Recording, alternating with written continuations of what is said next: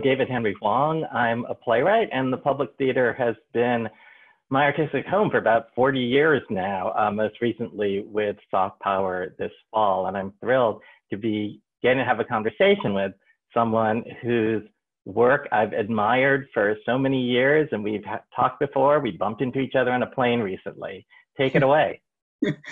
Well, David, it's so great to be with you. I'm Eric Liu, and I'm the co-founder and CEO of Citizen University. I'm an author of several books on race and American identity and citizenship, and I am nowhere near as long-standing a part of the public family as you are, David, but I have had some great interactions and collaborations with the public over the last few years, which maybe we'll get into as we go. So it's great to be helping to kick off this duet series. Obviously, we're talking in this very extraordinary and difficult time in the history of our nation and the world. And I can't help but first focus on, like, how are you feeling as an Asian American? It's, I think this is, there's so many levels of answer to that question. I think the most basic one is that you and I are both operating in a context where the current occupant of the presidency of the United States is trying to cast this as a Chinese virus and trying to cast aspersions not only on China, but blur distinctions, as his own campaign recently did in an ad, between Chinese and Chinese Americans. And so that larger context is one that is, adding on top of all the fear and anxiety that a pandemic creates generally, taking it up a notch. I would say, I live in Seattle and I'm based here in a community where there's such a strong Asian American presence in every aspect of public life, whether it's health or politics or business and so forth. And has been a community that from the get-go, people stood up even before Donald Trump started race baiting the virus, where people stood up and just said, hey, we as a community need to make sure that we're staying strong together, whether you're Asian or not, in not scapegoating people for the fact that this virus happened to have emerged from Wuhan, China. And so I feel like, where we live in Seattle, we're relatively lucky to have a strong sense of solidarity that way.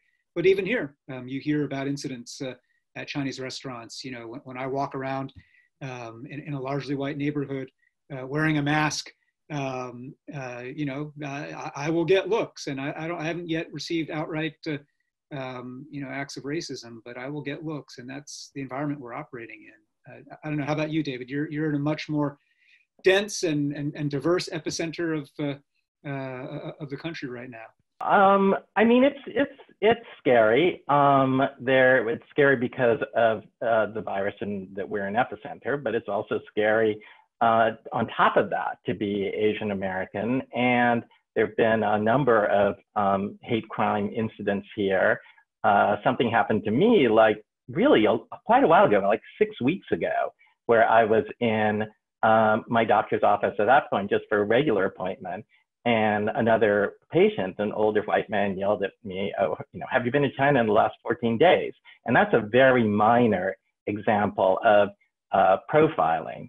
But I feel like, well, this is all connected to this notion of Asian Americans being perpetual foreigners, right? One's forebears can have been in this country for several generations, but we're still kind of, our fates in this country are always so linked to America's relationship with our root nations. And, whereas it'd be just as ridiculous to have targeted African Americans for Ebola, but we have this, as Asians, we have this association with our home countries that people don't seem to be able to shake. I think, I was reflecting on this the other day, and, just imagining if, after the Oklahoma City bombing, if I'd started going up to every, skinny white guy in his 20s who looked underemployed and started, asking him, what his anti-government activities were, that would have been absurd, right? But you put your finger on it. I mean, there is this long-standing and still present way in which Asian Americans are presumed foreign until proven otherwise. And even when proven otherwise, under the stress of a pandemic, still presumed foreign, right? And I think that is that Trump ad that I was referencing earlier. Your governor. Yeah, Gary Locke, former governor here. Someone who was an ambassador to China, who was a commerce secretary, literally an Eagle Scout. And it, in a moment like that, you literally can't rack up enough American badges to forestall that kind of presumption of racism or presumption of foreignness. Yeah, I mean, that's why I was kind of troubled by the Andrew Yang editorial in the Washington Post, where I was really, it was great that he was bringing up this anti-Asian racism, but, his prescription that we should be more American, that we should wear red, white, and blue, seemed like, for me, like pushing in on the model minority thing doesn't combat racism. What seems to combat racism is political activism, yeah, and standing up for ourselves, like the movement in the 1970s and 80s, which was successful to get reparations for Japanese Americans who'd been interned in US camps. Well, the word that connects, there's so many words that connect your work and mine, David, but one that's particularly front and center right now is the word power.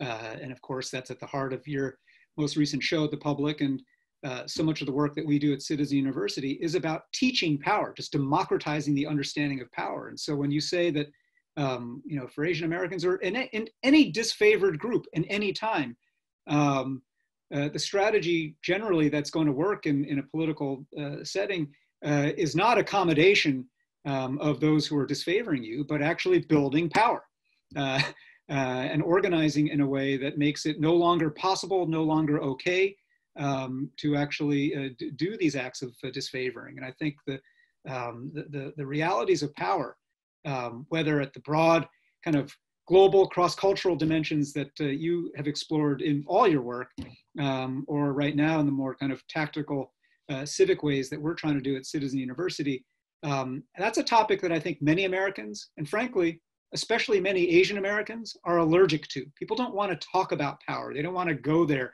They don't want to unpack it because it's sort of impolite to do so, or it seems kind of anti-egalitarian to admit that there are imbalances of power every day around us. And part of what I think has been beautiful about your work in general, David, but especially Soft Power now, this most recent musical of yours, is that you're just leaning right in and saying, no, this is precisely the thing that we need to be examining as an object of study and examining as a mirror to ask ourselves, what is our power? How are we giving away our power?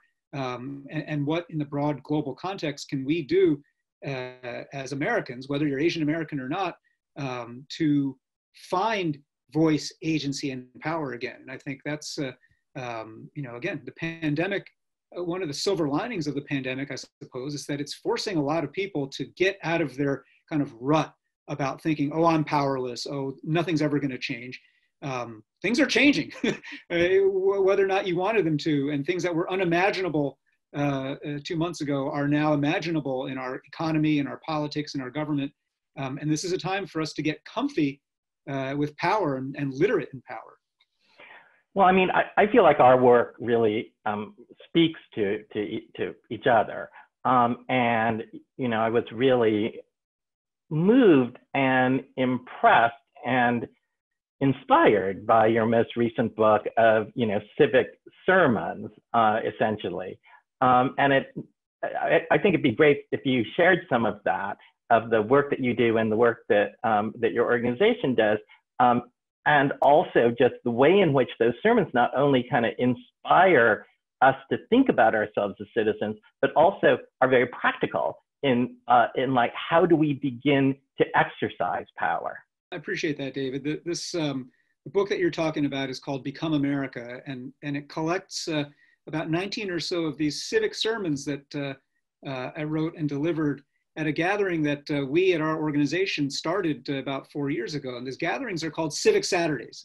And Civic Saturdays are essentially a civic analog to a faith gathering. It's not church, it's not synagogue or mosque, but it has the arc and the flow of a faith gathering. And it is really about what you might think of as American civic religion, kind of the ideas and ideals that we profess to believe in American life, but yet have never fully lived up to, right? And so each of these sermons was set in a time, whether it was the day of the Muslim ban, or the anniversary, the 50th anniversary of MLK's assassination, whatever it might have been, to take these moments to reflect more broadly on our power and our obligations as what I call small c citizens. When we say citizenship and citizen university, we're not talking about documentation status or immigration status. We're talking about being a member of the body in a broader ethical way, in the same way that I think the public theater means the public, right? And indeed, I referred earlier to some collaborations we've done with the public. One of the first Civic Saturdays that we led outside of our initial home base here in Seattle was at the public in January of 2018, and exploring the idea of the citizen artist, this idea that you just completely fully embody, right? And it's in both directions. It's the artist as citizen, right? The artist thinking about what role you have to help frame people's imagination or reframe people's imagination about what's possible in public life. But it's also the other direction. It's the citizen as artist.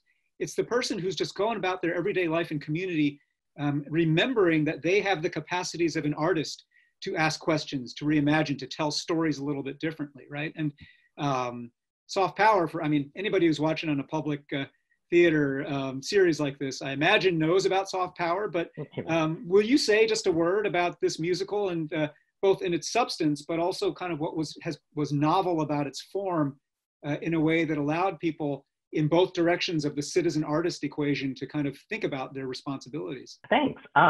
It's a play that becomes a musical, and it starts with a comedy that takes place in New York in 2016, and then jumps into the future. And the instance that we saw has since become mythologized as a musical in China. So we are then theoretically watching a Chinese musical from the future, which from their perspective recounts how China stepped in to lead the world when America collapsed after the 2016 election. And it's kind of a reverse King and I. And also it centers around a hate crime, appropriately enough for these days.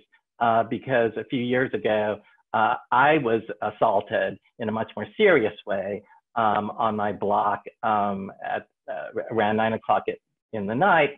I was stabbed in the neck by an unknown assailant who severed my artery, and everything turned out fine. But in the show, the hate crime acts as the bridge through which my character then kind of dreams this musical. You're telling a bit there, and everything turned out fine was both very Asian and very American. You immediately go to the positive side, and you also kind of smush down the how traumatic that must have been. Although I read somewhere in some conversation or interview you did about how, no, actually you didn't smush it down. Soft Power, the musical, was your way of working it out in a way, right? So in terms of this, what you're talking about, this relationship between the citizen and the artist, there is sort of I believe, a political dimension to the assault on me, that it was not unrelated to my appearance. There's no way to prove it was a hate crime per se. But that's something that it's very hard for me to face as a person. I don't want to believe that I was the victim of a life-threatening hate crime.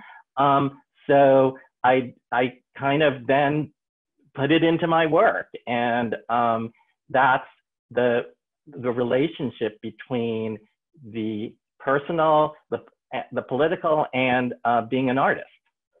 One of the things after we started these Civic Saturday gatherings, people around the country started asking our team to bring them to their towns, and we did oblige for a while, including at the public, but that was super not scalable. And so what we did not long after was we started this program called a Civic Seminary to start training people from communities all around the country to lead their own Civic Saturday gatherings where people can come together and make sense of moments like that, whether personal traumas or public ones, and ask ourselves, what do we do? How do we show up? How are we responsible for each other? And it's been interesting, now that I reflect upon it, that many of our civic seminarians thus far have not only an arts background, but a theater background in particular. And, you know, listening to you talk about that, it's not surprising why. I mean, I think, you know, Oscar Eustis speaks often about the ways in which, you know, that it's not an accident that theater and democracy emerge at the same time in the same ways in ancient Greece, and that there is this way in which a public represents itself, right? Through the act of theater and through the act of making public decisions and voting or participating and deliberating on things. And again, I mean, back to where we were earlier, I mean, again, whether it's just for Asian Americans or frankly, more broadly, Americans of every kind right now, there are so many people who do not feel comfortable representing themselves that way, who do not feel comfortable figuring out how to tell their story in a way that could change public policy, who do not feel comfortable even thinking about how would I change an outcome? How would I practically organize people? How would I use art to mobilize people? How would I use whatever capital I have to move an outcome? And I think one of the things that people like you and me right now have to be doing is just reminding folks that it's A, it's possible, but B, there's in a sense no such thing as checking out, right? You can pretend that, oh, I'm just going to focus on my private life and focus on my family and stuff like that. But, you know, as I often say in a voting context, there's no such thing as not voting, right? Not voting is voting. It's voting to hand your power over to somebody else who's going to use it against you in this way. And I'm just curious for you, David, I mean, both as an artist and as a citizen, what were some of the catalytic things that made you realize that you couldn't not vote? You couldn't not express yourself creatively. You couldn't not explore these kinds of questions in a way that would be very public. Because, you know, in the realm of Asian Americans, you're still relatively rare. And that's an example that I think is powerful for everybody. I actually didn't discover my sort of identity and political consciousness until I started writing. Mm-hmm. So I, you know, first just wanted to be a playwright. I didn't, you know, think about being an Asian American very much. And then I took a playwriting workshop with Sam Shepard and Maria Irene Fornez, and they taught us to write more from our subconscious. And as I began doing that, these themes started appearing on the page, you know, like immigration and clash of cultures, and what we now call identity politics, I suppose. And so clearly some part of me was incredibly interested in this, but my conscious mind hadn't figured that out yet.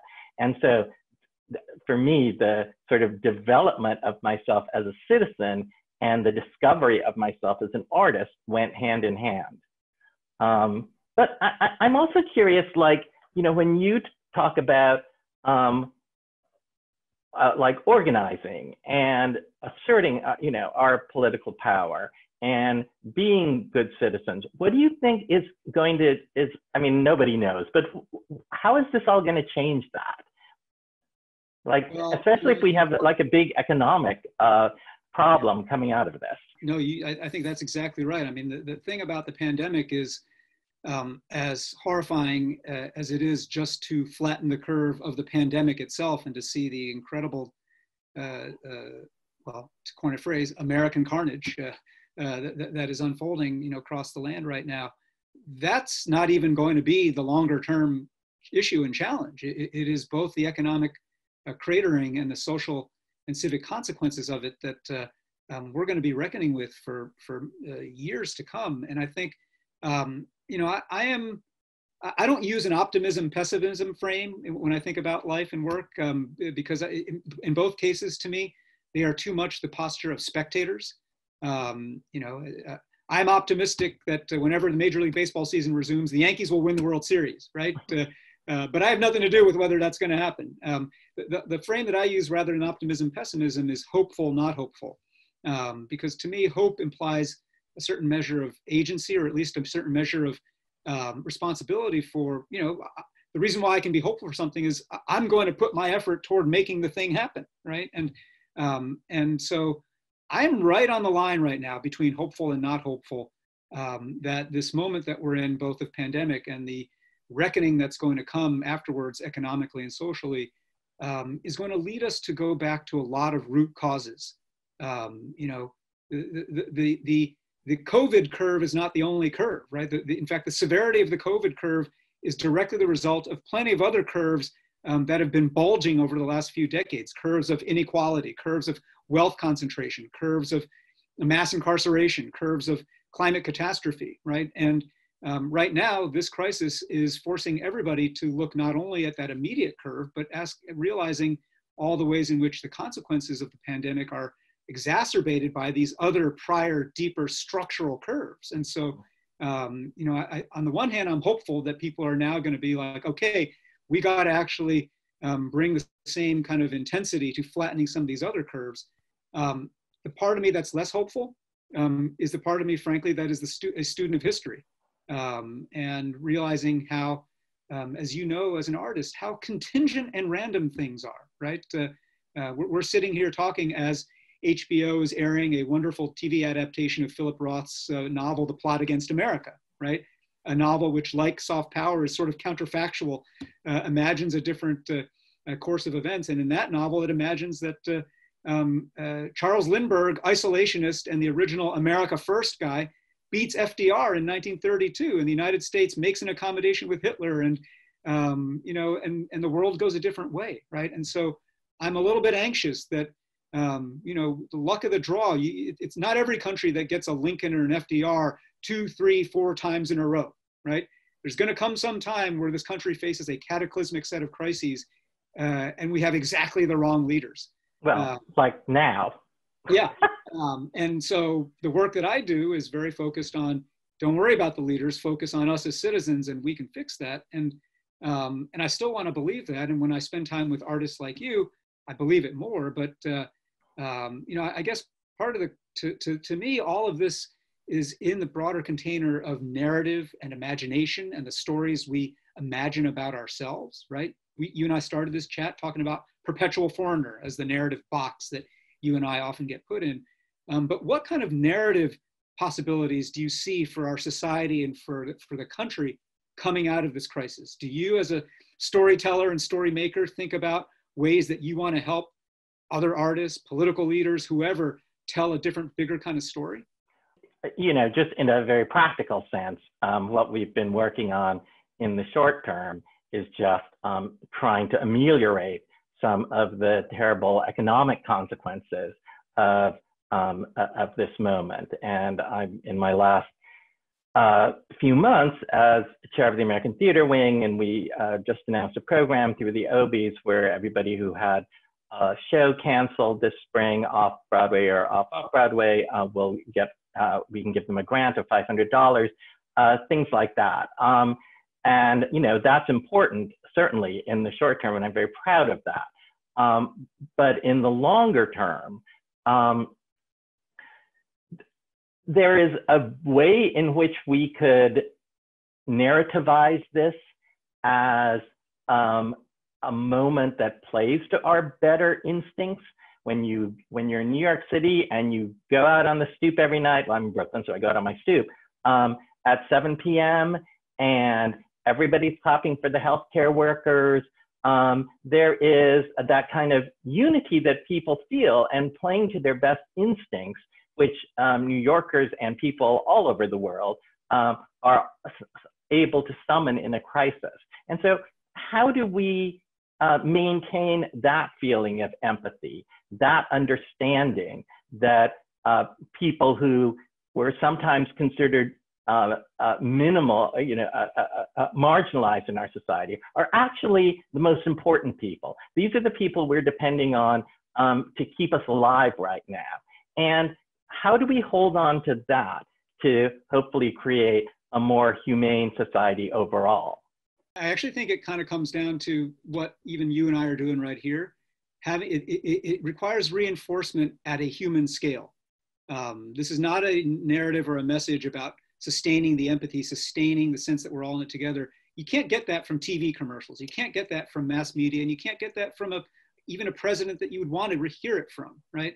I think the best way it will sustain and have legs is when it comes from the middle out and the bottom up, and people, continue to exercise the muscle that's getting exercised when you go out on your stoop. 2 months ago, Brooklynites were not hanging out in their stoops, meeting each other, talking about each other, right? We in our 2-block area here now know all our neighbors in a way that we didn't know before, because we decided we would reach out and exchange kind of emergency contact information in case something went down, right? And I think part of our responsibility is just to figure out how to sustain that at a human scale, in circles of conversation, in circles of meaning making. And the Civic Saturday gatherings that we do always end, when they're in person, they end with these what we call civic circles, where people just form up in 4s and 6s to talk about, okay, what are we going to do together here, and how can we stay in touch with each other here? Because it's not really about just hearing the message from someone on the pulpit. It's about, what are you going to do with this, right? And I think that is what you hope for anytime you have a show open, not just that people kind of received the information, but that they then go forth in dinner table and work table and cafe table conversations and kind of transmit the messages and the ideas that you were provoking them to think about. And I think that's, both as citizens and as artists, that's what we've got to keep on doing at that scale, and sustain that through what I think are going to be some hard times. I think we are united in our regard for the importance of this work, and we do it in slightly different ways, but we're both interested in ideas of community and how to foster that in a civic or artistic forum, which are somewhat similar when you talk about the theater. So David, thank you so much. No, thank you. I love every time we get to hang out and talk a bit, I learn something more, and just so appreciate your example, both as a citizen and an artist. Great. Likewise. Thank you.